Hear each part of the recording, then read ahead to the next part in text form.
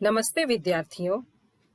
आज हम लोग Sardar Patel the iron man of India के बारे में पढ़ने जा रहे हैं। यह JCERT के क्लास 6 के इंग्लिश सब्जेक्ट का यूनिट 3A का चैप्टर है। यह इस चैप्टर का दूसरा वीडियो है। इसके आधे भाग को हम लोगों ने पहले वीडियो में जाना था। आज बाकी बचे हुए आधे भाग को हम लोग इस वीडियो में जानेंगे। He gained mental strength when he was studying in England and finished his studies in just a few years. जब वे अपनी पढ़ाई करने के लिए इंग्लैंड गए और अपनी पढ़ाई कुछ ही वर्षों में पूरी कर ली, तब वे मानसिक रूप से और ज्यादा मजबूत बने। ऐसे तुम लोग जानते हो विद्यार्थियों, वे बचपन से ही मानसिक रूप से मजबूत थे। वो हॉट आयरन रॉड वाली घटना तुम लोगों को याद है। Everyone was amazed to see a guy topping every examination who did not even have any formal education. हर कोई यह देखकर हैरान था कि एक ऐसा युवक हर एग्जाम में टॉप करता है जिसने कोई भी स्कूली शिक्षा प्राप्त नहीं की है, जो कभी भी स्कूल नहीं गया। In 1909, Patel's wife Jhabirwa was hospitalized in Bombay, now Mumbai, to undergo a major surgical operation for cancer.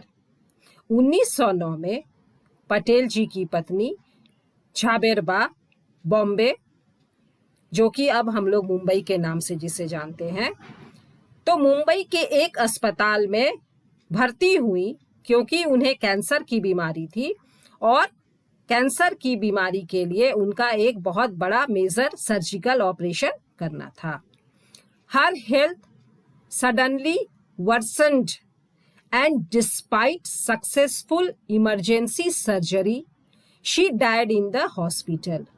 उनका जो ऑपरेशन हुआ वह अचानक करना पड़ा था, इमरजेंसी थी, और ऑपरेशन उनका सफल हुआ, सक्सेसफुल हुआ, लेकिन इसके बावजूद भी ऑपरेशन के बाद उनकी तबीयत बिगड़ गई, खराब हो गई और हॉस्पिटल में ही, अस्पताल में उनकी मृत्यु हो गई। Patel was given a note informing him of his wife's demise as he was cross-examining a witness in court. Patel जी उस समय अदालत में एक गवाह से जिरह कर रहे थे, मतलब उससे सवाल जवाब कर रहे थे, जब उन्हें अपनी पत्नी की मृत्यु का समाचार मिला। डिमाइस का मतलब मृत्यु। Patel read the note. Patel ji ने वह कागज पढ़ा। पॉकेटेड इट, उसे अपनी जेब में रखा। And continue to intensely examine the witness and won the case. और फिर उस विटनेस से, उस गवाह से उसी तरह से सवाल जवाब करते रहे और उन्होंने उस केस को जीत लिया। मतलब अपनी पत्नी की मृत्यु का समाचार सुनकर भी वे विचलित नहीं हुए। उन्होंने अपना काम बंद नहीं किया, बल्कि उसी तरह से उस गवाह से पूछताछ करते रहे और अंत में उन्होंने अपना केस जीत लिया। He broke the news to others. उन्होंने यह खबर दूसरों को बताई। broke the news मतलब यह खबर दूसरों को बताई। कौन सी खबर? अपनी पत्नी की मृत्यु की खबर। Only after the proceedings had ended. जब अदालत की सारी कार्यवाही खत्म हो गई, तभी उन्होंने अपनी पत्नी की मृत्यु का समाचार दूसरे लोगों को बताया। तो इस घटना से विद्यार्थियों हमें उनकी मानसिक मजबूती का पता चलता है। Patel was only 33 years at that time. अपनी पत्नी की मृत्यु के समय पटेल जी की उम्र सिर्फ 33 साल थी। And decided not to marry again. फिर भी उन्होंने यह डिसाइड किया कि वे फिर से विवाह नहीं करेंगे, दोबारा विवाह नहीं करेंगे। And brought up his children with the help of his family, और अपने परिवार की सहायता से ही अपने बच्चों को बड़ा करेंगे। एट द एज ऑफ 36 साल की उम्र में Patel enrolled himself at the middle temple in London. London के मिडिल टेम्पल इन में उन्होंने अपना नाम लिखवाया। And finished A 36 months course in 30 months। 36 साल की उम्र में पटेल जी ने लंदन के मिडिल टेम्पल इन में अपना नाम लिखवाया और 36 महीनों की पढ़ाई को, कोर्स को सिर्फ 30 महीनों में, मतलब 6 महीने पूर्व ही खत्म कर लिया। इससे उनके कड़ी मेहनत का पता चलता है, उनके परिश्रमी व्यक्तित्व का पता चलता है। He again topped in his class। वे फिर से अपने क्लास में टॉप किए। Though he had never been to a college before। जबकि इसके पहले वे कभी भी कॉलेज नहीं गए थे, वे पहली बार कॉलेज गए थे, फिर भी वे अपने क्लास में टॉप किए और 36 महीनों के कोर्स को उन्होंने 30 महीनों में ही खत्म कर लिया। तो चलो अब हम लोग जितना पढ़े हैं उसी पर आधारित प्रश्नों के जवाबों के उत्तर देने का प्रयास करते हैं। तो question number 1, why was everyone amazed when Sardar Patel topped in every examination. हर कोई क्यों आश्चर्यचकित हो जाता था जब सरदार पटेल हर परीक्षा में टॉप करते थे।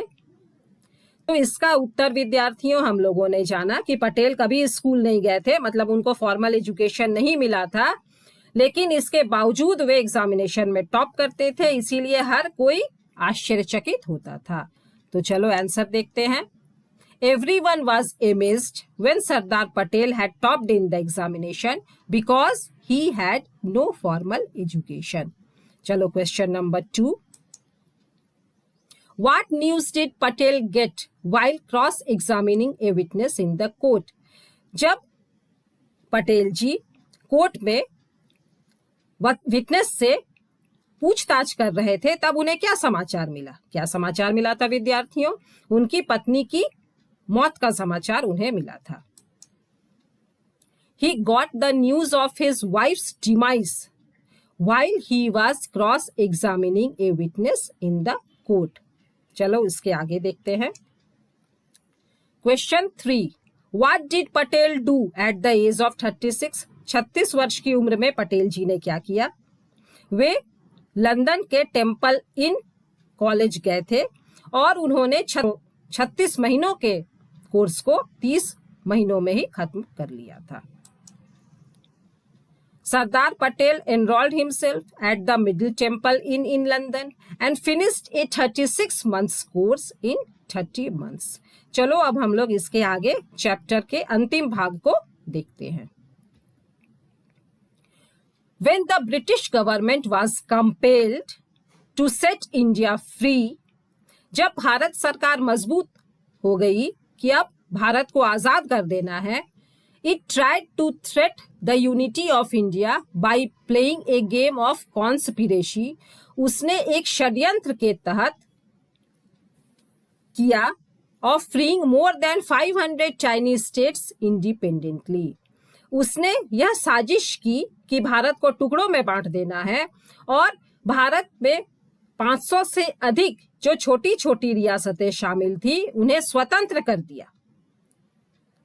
इस तरह की कूटनीति ब्रिटिश सरकार ने की। But Sardar Patel understood their game. लेकिन सरदार पटेल ने ब्रिटिश गवर्नमेंट के इस खेल को समझ लिया। And when he was given the responsibility of unifying India, responsibility मतलब जिम्मेदारी, और जब सरदार पटेल को यह जिम्मेदारी दी गई कि अब भारत को उन्हें फिर से एक करना है, मतलब वे जो छोटी छोटी रियासतें जिन्हें ब्रिटिश गवर्नमेंट ने स्वतंत्र कर दिया था उनका विलय फिर से भारत में करवाना है, ही स्टार्टेड हिज प्लान। उन्होंने अपनी योजना शुरू की। ही used all the possible means, साम दाम दंड भेद। उन्होंने साम दाम दंड भेद सभी तरह के उपायों को अपनाया। विच मीन्स बाय फ्रेंडशिप, साम का मतलब दोस्ती करके, गिव एंड टेक कुछ लेकर और कुछ देकर, पनिशमेंट डर दिखलाकर, सजा के डर से, एंड डिवाइड एंड रूल, फूट डालो और राज करो। मतलब उन्होंने साम दाम दंड भेद हर उपाय को अपनाया और उन सभी रियासतों को फिर से भारत में शामिल करवाया और अखंड भारत का निर्माण करवाया। Most of the kings of all the independent states joined the biggest democracy of the world. Bharat में लोकतंत्र है और यह विश्व का सबसे बड़ा लोकतंत्र है, तो अधिकतर राजाओं ने विश्व के सबसे बड़े लोकतंत्र में मतलब भारत में शामिल होने का निश्चय किया। Patel said that power should be used to achieve goal. अपनी शक्ति का इस्तेमाल अपने लक्ष्य को प्राप्त करने के लिए करना चाहिए। And if this power is stops in achieving goal, और यदि यह ताकत लक्ष्य को प्राप्त करने में इस्तेमाल नहीं की जाती है, then immediately this power should be left which leads to wrong direction. तब गलत दिशा में जाने के पहले ही उस ताकत को छोड़ देना चाहिए। मतलब अगर मेरे पास ताकत है तो मुझे अपनी ताकत का इस्तेमाल अपने लक्ष्य को प्राप्त करने के लिए किया जाना चाहिए, और यदि हम इस लक्ष्य को प्राप्त करने में इसका इस्तेमाल नहीं करते हैं, गलत दिशा में इस्तेमाल करना चाहते हैं, उसके पहले ही हमें अपनी ताकत को छोड़ देना चाहिए। This is the heroic tale, वीर गाथा ऑफ ए सिंपल मैन। तो यह एक साधारण व्यक्ति की असाधारण कहानी है। मतलब एक साधारण सा बालक जो कि लौह पुरुष के रूप में तब्दील हो गया, बदल गया। Who due to his intelligence and patriotism, जो अपनी बुद्धिमत्ता और देशभक्ति के कारण became the iron man of Indian politics, जो कि अपनी देशभक्ति और बुद्धिमत्ता के कारण भारतीय राजनीति का लौह पुरुष बना। His mental abilities were far ahead than anyone else in those days. उनकी जो मानसिक क्षमता थी वे उनके समकालीन मतलब उस समय के नेताओं से बहुत आगे थी। And his physical strength was legendary, और उनकी शारीरिक स्ट्रेंथ जो था, शारीरिक ताकत भी, उसके लिए भी वे बहुत प्रसिद्ध थे। Which helped in building of modern India. तो अपनी मानसिक ताकत और अपनी शारीरिक ताकत के कारण उन्होंने आधुनिक भारत के निर्माण में योगदान दिया। His birthday, October 31st, is observed as National Unity Day. उनके जन्मदिन 31 अक्टूबर को हम लोग राष्ट्रीय एकता दिवस, नेशनल यूनिटी डे के रूप में मनाते हैं।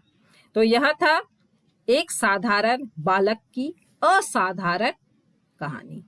यहाँ पर देखो सरदार पटेल हैदराबाद के निजाम के साथ दिखाई दे रहे हैं और उन्होंने अपनी कूटनीति के द्वारा हैदराबाद रियासत का भी भारत में विलय करवाया था।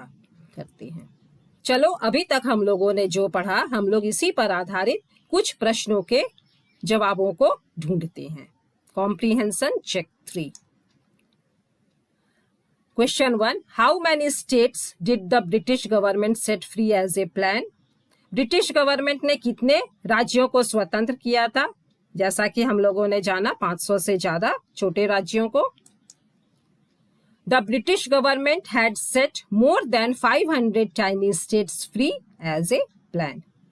Question 2, what policy did Sardar Patel adopt to unify India? भारत को एकीकृत करने के लिए सरदार पटेल ने किस पॉलिसी का इस्तेमाल किया? साम दाम दंड भेद। सरदार पटेल adopted साम दाम दंड भेद to unify India. Question 3, how is his birthday observed as? उनका जन्मदिन किस रूप में मनाया जाता है? राष्ट्रीय एकता दिवस के रूप में, national unity day. His birthday October 31st is observed as National Unity Day. तो सरदार पटेल का यह पाठ यहीं पर समाप्त होता है। चलो अब हम लोग कुछ सरदार पटेल के बारे में रोचक तथ्यों को भी जानते हैं।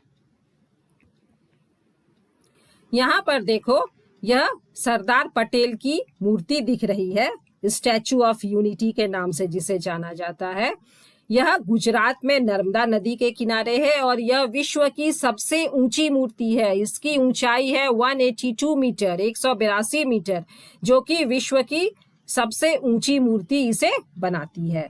इस मूर्ति का निर्माण वैसे तो 2013 में ही शुरू किया गया था और 2018 31 अक्टूबर 2018 को उनके जन्म दिवस के अवसर पर इस मूर्ति का अनावरण भारत के प्रधानमंत्री श्री नरेंद्र मोदी ने किया था।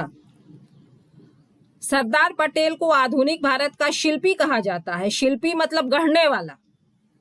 उन्होंने 500 से ज्यादा छोटी छोटी रियासतों का विलय भारत में करवाया था और इस तरह भारत को फिर से अखंडता प्रदान की थी। मतलब फिर से नए भारत को गढ़ा था, नए भारत का निर्माण किया था। इसीलिए सरदार पटेल को आधुनिक भारत का शिल्पी कहा जाता है। नीतिगत दृढ़ता के लिए राष्ट्रपिता महात्मा गांधी ने उन्हें सरदार और लौह पुरुष की उपाधि दी थी।